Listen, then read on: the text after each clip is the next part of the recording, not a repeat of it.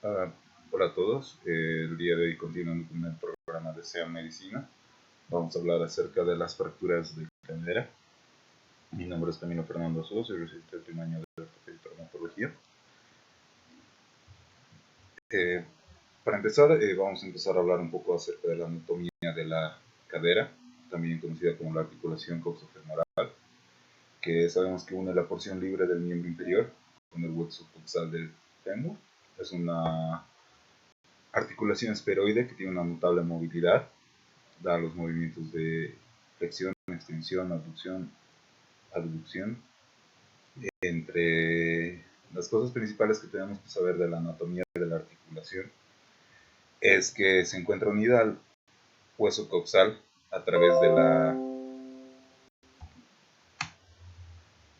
de la cápsula articular, la misma que se encuentra reforzada por los ligamentos iliofemoral, pubofemoral y el isquiofemoral principalmente. Una cosa que tenemos que tomar muy en cuenta en cuanto a la anatomía de la cabeza del fémur es su irrigación.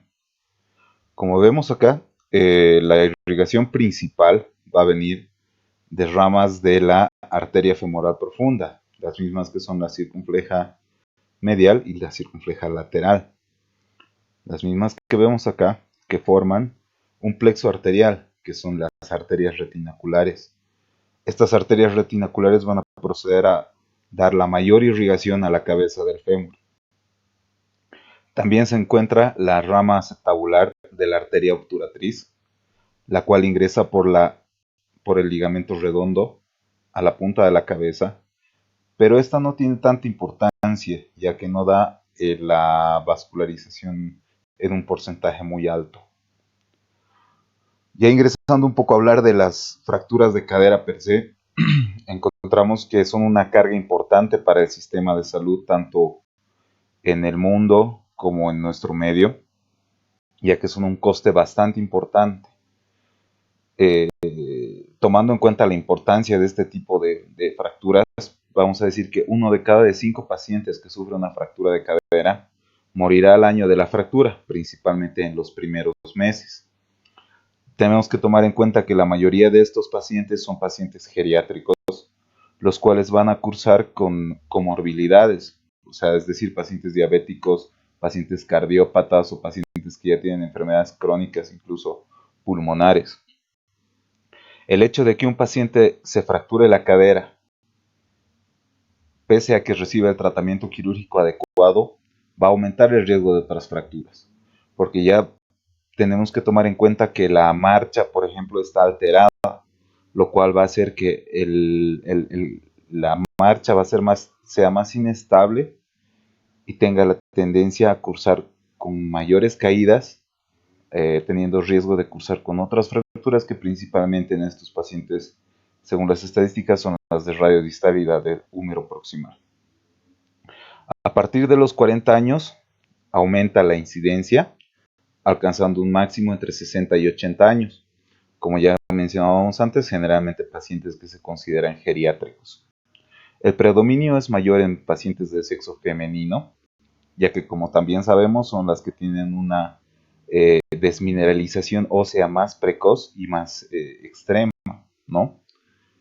Y en cuanto a los pacientes jóvenes que cursan con este tipo de fracturas, generalmente se los atribuye a traumas de alta energía, es decir, que tomamos en cuenta accidentes de tránsito, caídas de grandes alturas, entre otros. Ya mencionábamos más que todo al paciente que cursa con fragilidad. Un paciente que es frágil generalmente es un paciente anciano que ya cursa con anomalías de la marcha y del equilibrio. Esto ya puede ser debido a que cursa con otras patologías como Alzheimer, patologías neurológicas, entre otros, ¿no? Como neuropatías, lo cual nos va a llevar a que tenga una debilidad muscular y esto se hace un círculo vicioso ya que nos va a llevar a la disminución de la actividad física y por ende nos va a llevar a una atrofia de los tejidos musculares e incluso del tejido graso. En cuanto al mecanismo de lesión, podemos mencionar 3 tipos. Uno que es el choque vertical, que puede ser una caída o un impacto sobre los pies o las rodillas. donde por ejemplo vemos en este dibujo que la caída da una carga axial, es decir, que va por el eje del fémur, y por la misma configuración que ustedes ven acá en el fémur proximal, ya que es así angulado, va a hacer que haya un movimiento de cizallamiento, haciendo que pueda cursar con una fractura de cuello femoral. Podemos también tener un mecanismo de un choque lateral, es decir, un choque directo hacia la zona trocantérica, la cual igual nos condiciona que pueda tener una fractura. Y el último mecanismo es una rotación y torsión del miembro inferior. Esto también lo atribuimos a la configuración del fémur, ya que la cabeza se encuentra articulada con el acetábulo, es decir, se encuentra ahí fija, por decirlo así, y la rotación va a hacer que esto gire y pueda hacerse una fractura por torsión. Entonces, tomamos en cuenta que un paciente geriátrico sufre una caída. Generalmente tomamos en cuenta la orientación de la caída, como ya mencionábamos, los mecanismos de lesión que pueden impactar en la cadera. Tenemos que tomar en cuenta que nuestras respuestas protectoras, es decir, los reflejos al caer, el hecho de que la marcha sea más inestable, van a condicionar a que tengamos más riesgo de caídas, sumando que los amortiguadores locales, como ya mencionábamos, el tejido graso, el tejido muscular que está alrededor de la articulación, se encuentran más atrofiados, es decir, son insuficientes para absorber toda la energía que va a dar la caída. Sumando a esto la resistencia ósea que se encuentra disminuida. Como ya mencionaba anteriormente, los pacientes generalmente ya presentan una osteoporosis marcada, nos van a llevar directamente a que el paciente curse con una fractura de cadera. Es decir, toda esta cascada que vemos acá va a ser condicionante para que el paciente se encuentre en riesgo de sufrir una fractura de cadera. ¿Cuál es el principal problema de estos pacientes? Que al cursar con una lesión de este tipo, desarrollan un encamamiento prolongado. Es decir, que van a estar prácticamente postrados en cama mucho tiempo si es que no realizamos el tratamiento quirúrgico adecuado precozmente, lo que nos va a llevar al desarrollo de úlceras por presión, nos va a llevar al desarrollo de una neumonía, que esta va a ser por una hipoactividad del paciente que puede complicarse sistémicamente con una sepsis y llevarnos a su fallecimiento. Y cursamos también con un riesgo de trombosis venosa profunda, que nos puede llevar incluso al desarrollo de un tromboembolismo pulmonar, añadiendo el riesgo que cualquier fractura tiene de cursar con un tromboembolismo, ¿no? Entonces, estas son las complicaciones que tenemos por este tipo de fracturas en caso de que no se traten precozmente. Al examen físico nosotros vamos a ver en el paciente que llega con la historia clínica, ya que con un mecanismo de lesión que ya habíamos mencionado, vamos a encontrar al examen físico la rotación externa de la extremidad afectada. Como ustedes pueden ver acá en el gráfico, vemos que prácticamente todo el pie está contra la cama, ¿no? Todo el borde lateral del pie se encuentra prácticamente apoyado en la cama. Una rotación externa bastante evidente. Dependiendo del tipo de lesión, vamos a encontrar también un acortamiento importante en la extremidad lesionada, como vemos acá comparativamente. Podemos cursar con equimosis en la región trocantérica. Pero con la medicina no todo es absoluto. En algunas fracturas de cuello, por ejemplo, que están impactadas, puede mantenerse la longitud, ¿no? El paciente nos va a referir un dolor de gran intensidad, que se va a acompañar principalmente con una limitación funcional que va a hacer que el paciente no pueda caminar.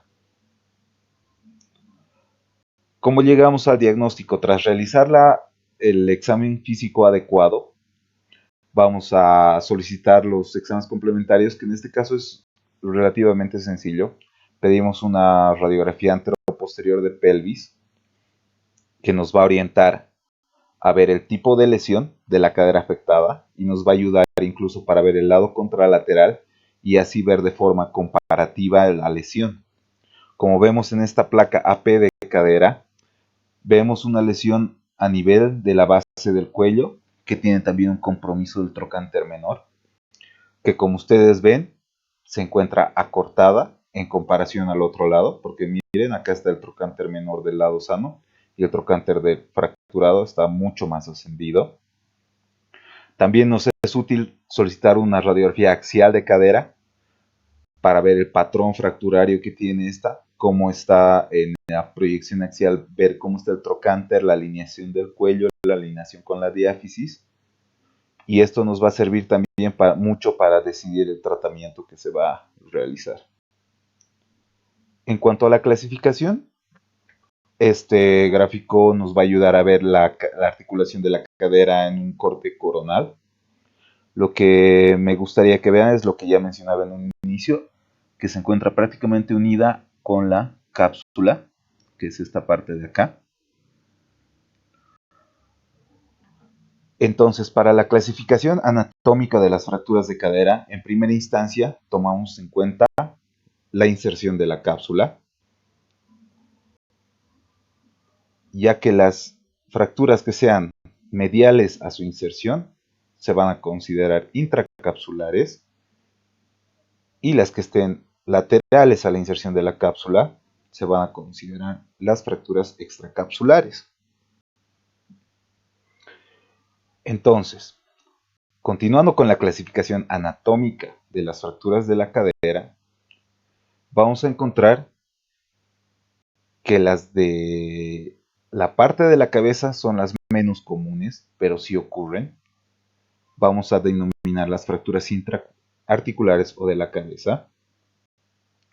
Posteriormente vamos a cursar con las fracturas que ya van a comprometer el cuello, que principalmente pueden ser las subcapitales, que están por debajo de la cabeza, las transcervicales, que son a través del cuello, y las basicervicales, que van a ser justo en la base del cuello femoral. Hasta acá podríamos considerar todas estas fracturas intracapsulares. Y por fuera de estas, vamos a tener a las fracturas extracapsulares, en las cuales principalmente estarán las transtrocantéricas, que van a llegar a comprometer todo el macizo trocantérico, es decir, el trocánter mayor hacia el trocánter menor y toda la parte que compromete. Por debajo del trocánter menor y de la misma forma fractura extracapsular, vamos a encontrar las fracturas subtrocantéricas.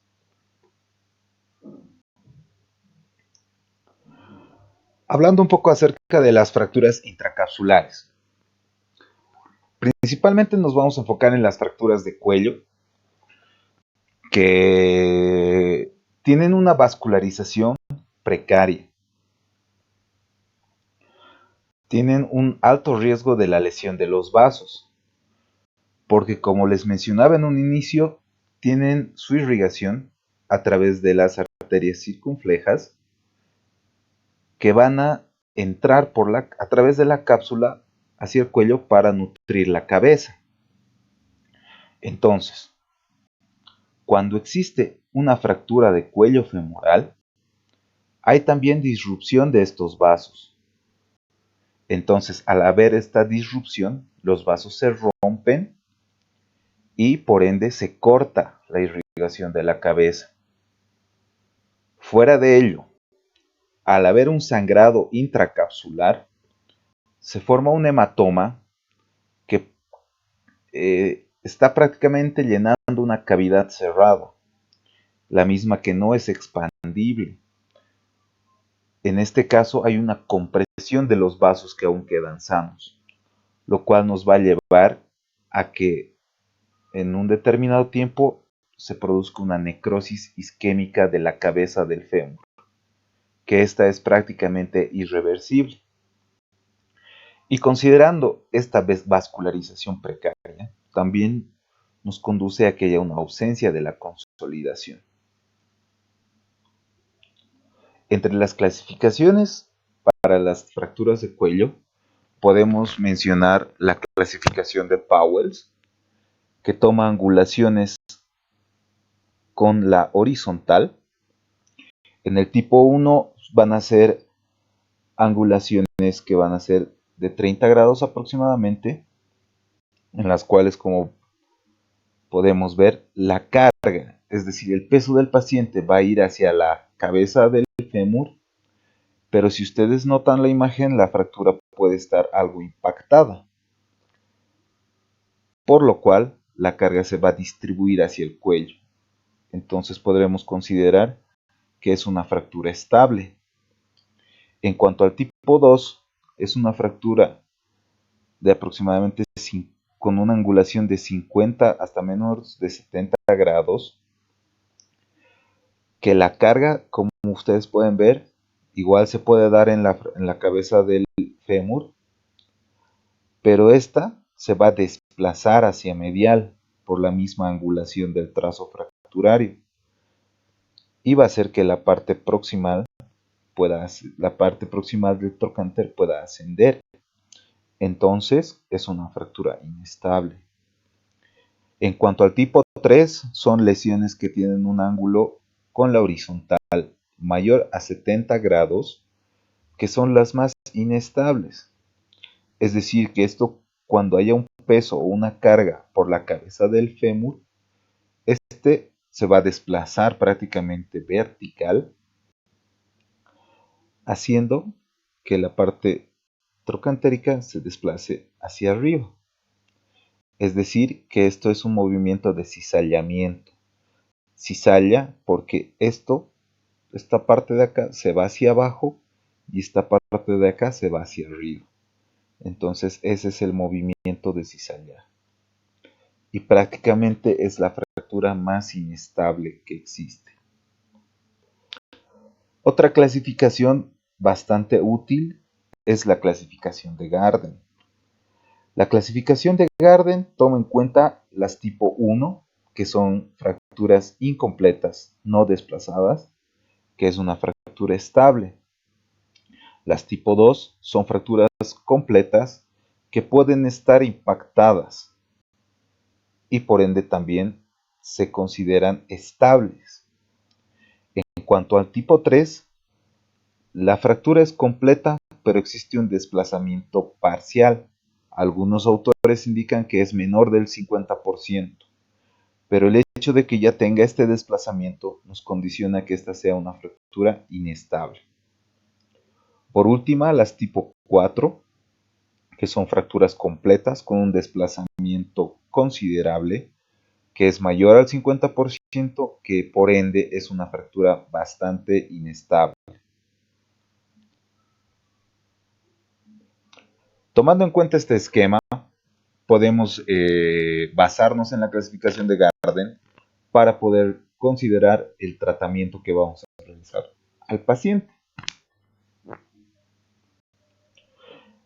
En cuanto a la clasificación de Garden 1 y 2, como decíamos, son fracturas estables, podemos considerar la osteosíntesis. Y en caso de ser un paciente joven, tenemos que considerar también un tratamiento quirúrgico de rescate, por decirlo así.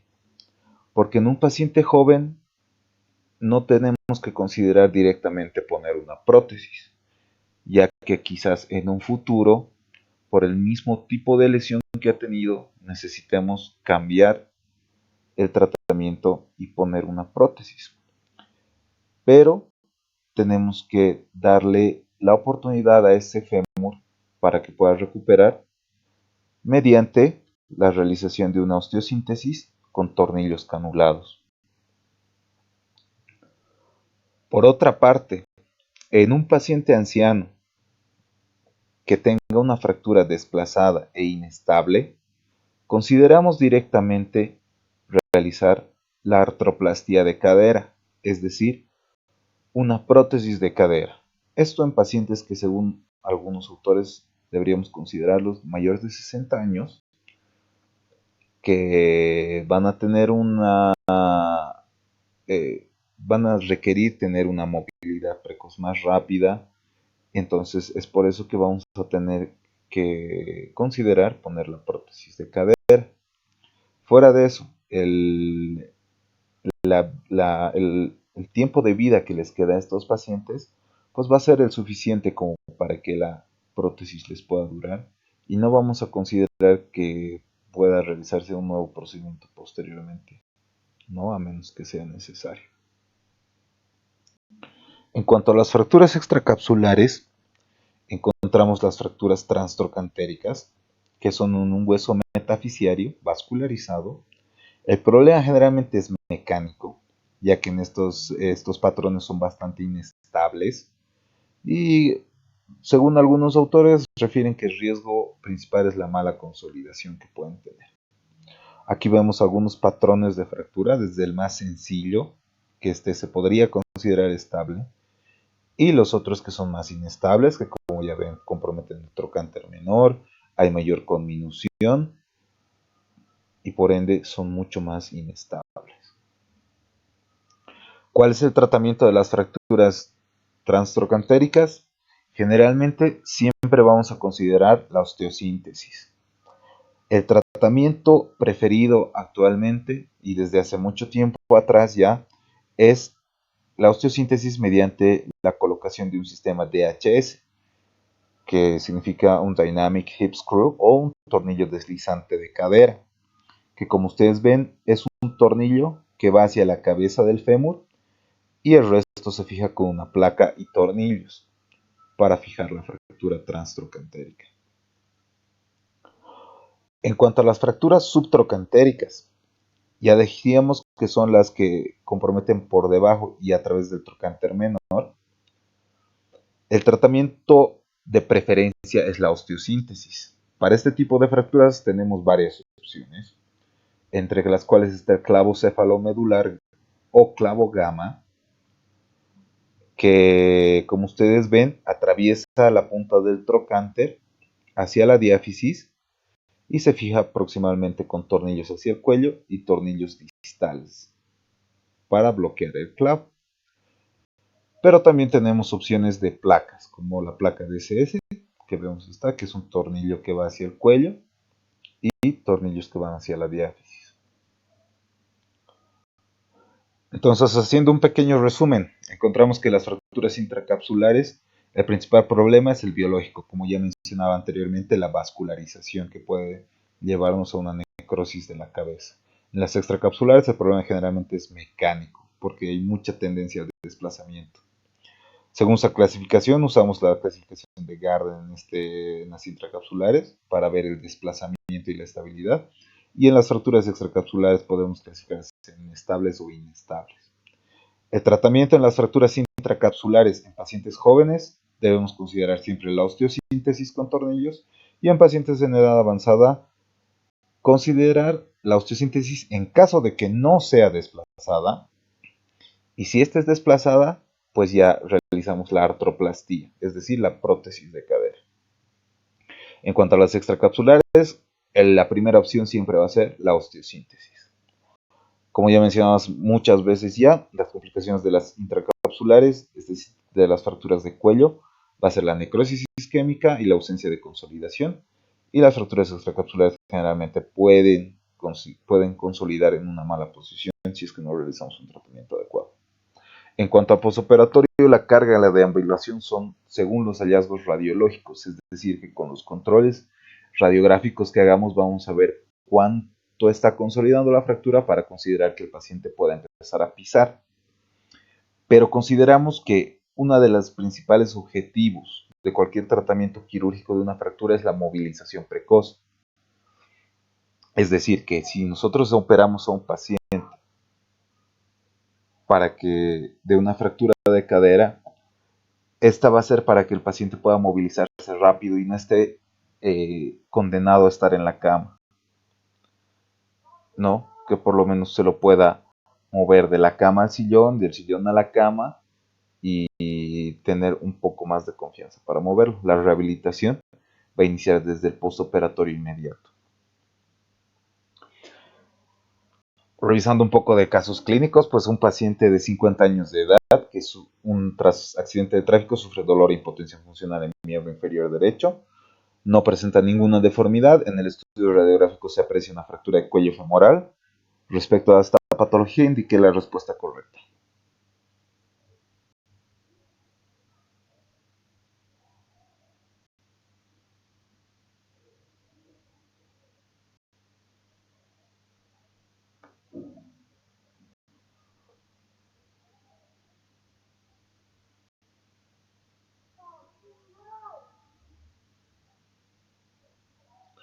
Ahí vemos la radiografía, donde podemos evidenciar que es un trazo a nivel de cuello femoral,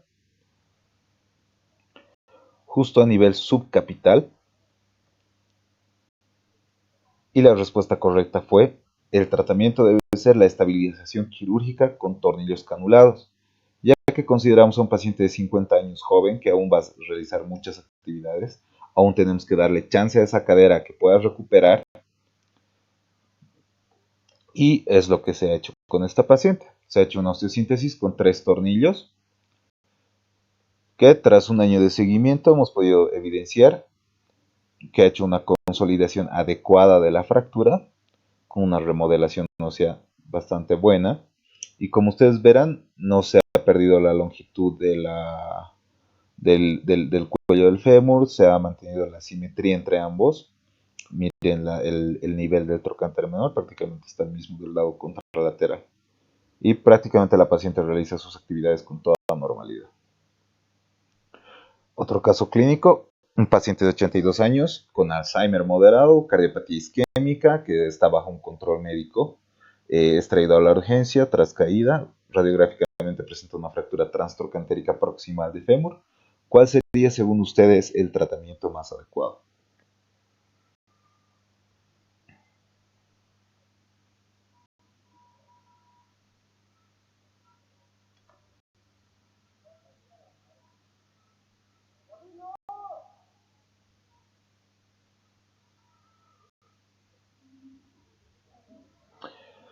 Entonces, esta es la radiografía de nuestro paciente, donde ustedes pueden observar que hay una fractura a nivel transtrocantérico. Se evidencia el acortamiento en comparación al otro lado. Ahí vemos otras proyecciones. Bueno, esta es una proyección AP, donde vemos ahí la configuración del trazo fracturario, que tiene un compromiso del trocánter menor, y una axial, que igual nos sirve para realizar la planificación preoperatoria. Entonces, ¿qué se ha realizado en este paciente? Prácticamente hemos considerado realizar la osteosíntesis, porque tenemos que considerar que es un paciente que ha cursado con una fractura transtrocantérica, es decir, que es una fractura extracapsular. Este es el tratamiento que se le ha realizado. Se ha puesto un sistema DHS, como les he explicado anteriormente, un tornillo que va hacia la cabeza de mayor diámetro y fijación con placa hacia la diáfisis. Son los controles postoperatorios inmediatos, donde vemos una fijación adecuada, tanto en la AP como en la axial. Y este es el paciente 4 meses después de la fractura, que ya podemos evidenciar datos de consolidación. Y afortunadamente este paciente, tras ser sometido a la cirugía, ha podido ser movilizado precozmente, ya se ha podido sentar, además que ha tolerado bastante bien el dolor, porque ya tenemos que recordar que la fractura está fija, entonces ya no le va a doler. Y ha ido con una evolución bastante favorable. La última pregunta para concluir la charla: ¿cuáles son las fracturas que tienen mayor riesgo de necrosis avascular?